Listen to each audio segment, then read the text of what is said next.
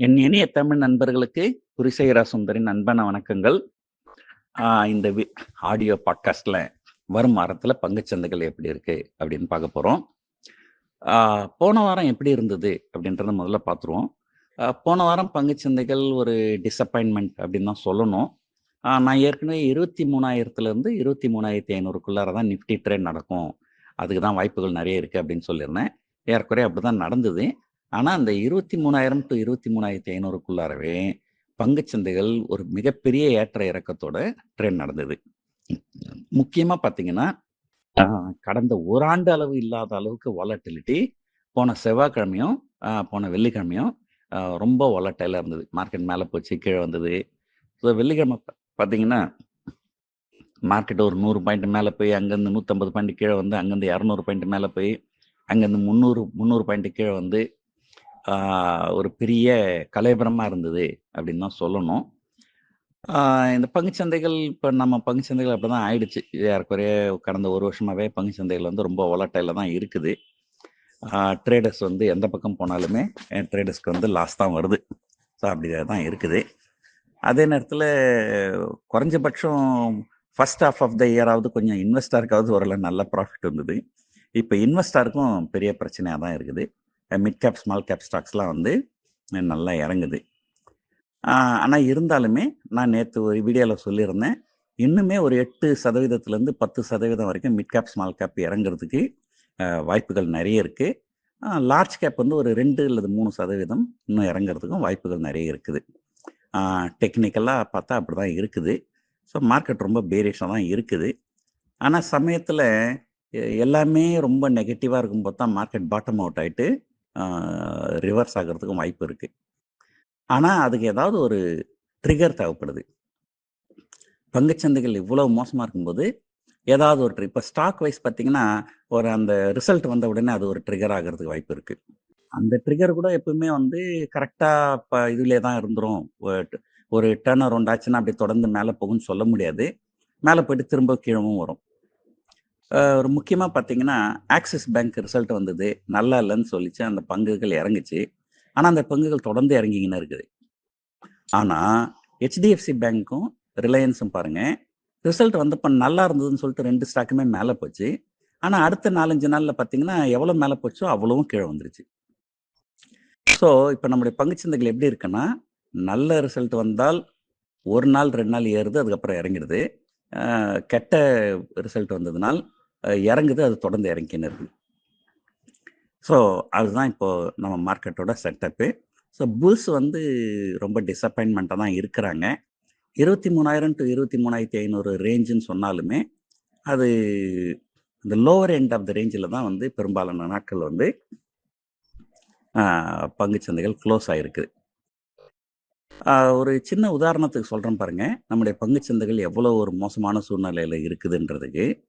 கடந்த 1 வருஷத்துல நம்முடைய பங்குச் சந்தைகள் நிஃப்டி டாலர் டெர்ம்ஸ்ல 0% ரிட்டர்ன் குடுத்திருக்கு. 1 வருஷத்துக்கு முன்னாடி கிட்டத்தட்ட நிஃப்டி 22,000 இருந்தது. இப்ப 23,000 இருக்கு. அது ஒரு 4, 5% மேல போயிருக்கு. ஆனா இந்த 1 வருஷத்துல 4, 5% கரன்சி வந்து டிப்ரிஷியேட் ஆயிருக்கு. ஸோ அதனால வெளிநாட்டு முதலீட்டாளர்கள் வந்து கடந்த 1 வருஷத்துல இங்க 0% ரிட்டர்ன் தான் பண்ணியிருக்கிறாங்க. அதனால தான் அவங்க நெறைய பங்குகள வித்துட்டு வெளிய போறாங்க. ஏன்னா ரிட்டர்னே வந்து அவங்களுக்கு 0 தான். ஆனா, இதே முதலீட்டாளர்கள் யுஎஸ் பங்குச் சந்தையில முதலீடு பண்ணியிருந்தாங்கன்னா, அவங்க கிட்டத்தட்ட 25% ப்ராஃபிட்ல இருக்கிறாங்க. யுஎஸ் பங்குச் சந்தைகள் 25% பிளஸ்ஸு நம்முடைய பங்குச் சந்தைகள் 0%. அப்பன்னா பார்த்துக்கங்க நம்முடைய பங்குச் சந்தைகள் எந்த அளவுக்கு மோசமா இருக்குன்ட்டு. ஆ ஆனா அதுக்கு முன்னாடி ரொம்ப ஏறிடுச்சு. மிட் கேப், ஸ்மால் கேப்லாம் ரொம்ப அதிகமா ஏறியிருக்கு. நான் ஏற்கனவே நேத்து வீடியோல சொன்ன மாரி, மிட் கேப், ஸ்மால் கேப்லாம் இன்னுமே ஒரு 7, 8% இறங்குறதுக்கும், லார்ஜ் கேப் இன்னும் 2, 3% இறங்குறதுக்கும் வாய்ப்புகள் நெறையவே இருக்கு. ஸோ ஆனா புல்ஸ் வந்து ஆ நெறைய கஷ்டப்படுறாங்க. டொமஸ்டிக் இன்ஸ்டிடியூஷன்ஸு அ ரொம்ப கஷ்டப்படுறாங்க இந்த மார்க்கெட்ட ஸ்டெபிலைஸ் பண்றதுக்கு. இருந்தாலும் அவங்களால ஸ்டெபிலைஸ் பண்ண முடியல.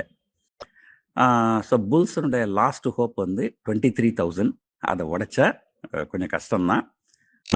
ஏற்கனவே 2 தடவ 23,000 உடைச்சிருக்குது டவுன் சைட்ல.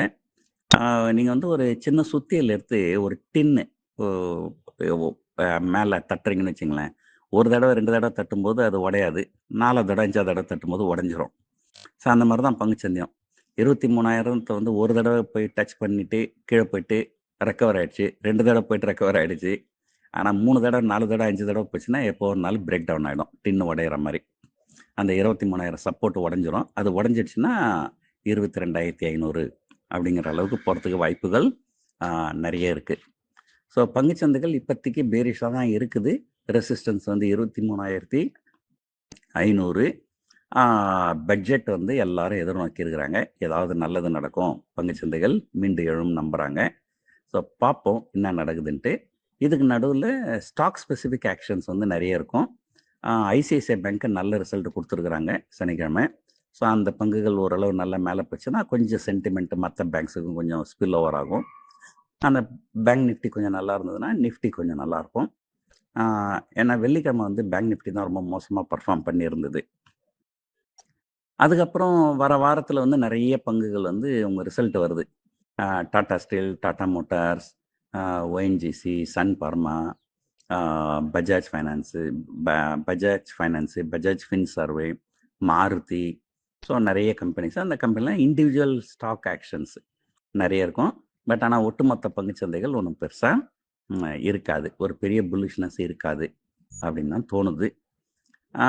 ஆனா கண்டிப்பா வந்து அடுத்த 4 நாட்களுக்கு வர வியாழக்கிழமை எக்ஸ்பைரி வரைக்கும் பங்குச்சந்தைகள் ஒரு பெரிய ஏற்ற இறக்கம்.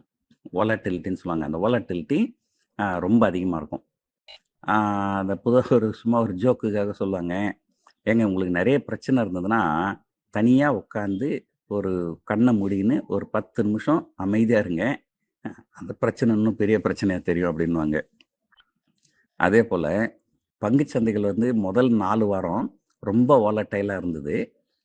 முதல் 4 வாரம் ரொம்ப வாலடைலா இருந்ததுன்னா, 5வது வாரம் இன்னுமே அதிகமா வாலட்டிலிட்டி தான் இருக்கும். ஸோ ட்ரேடர்ஸ்லாம் ரொம்ப கேர்ஃபுல்லா இருங்க. புட் ஆப்ஷன் ஏன்னா செல் பண்றதா இருந்தா 22,700 அந்த ரேஞ்சில செல் பண்ணலாம். அதுக்கு மேல பண்ணீங்கன்னா, மார்க்கெட் கொஞ்சம் இதுவாகுறதுக்கு வாய்ப்பு இருக்கு. கால் பொறுத்தவரைக்கும் 23,500, 23,600 அந்த லெவல்ல கால செல் பண்ணலாம். ஸோ அதுதான் இப்போதைக்கு இருக்கிற இது. ஆனா ட்ரேட் வித் ஸ்டாப் லாஸ். ஏன்னா ட்ரேடர்ஸா இருந்தீங்கன்னாக்கா கண்டிப்பா ஸ்டாப் லாஸ் வச்சு ட்ரேட் பண்ணுங்க. ஏன்னா இந்த மார்க்கெட் ரொம்ப ஹை வாலடைல். என்ன வேணாலும் நடக்கும் இந்த மார்க்கெட்ல. இத பார்ப்போம். இந்த வாரம் எப்படி இருக்க போகுதுன்ட்டு. இன்னைக்கு சென்னையில ஒர்க் ஷாப் இருக்குது. அதனால என்னால வீடியோ போட முடியல. அதனால தான் இந்த ஆடியோ பாட்காஸ்ட்.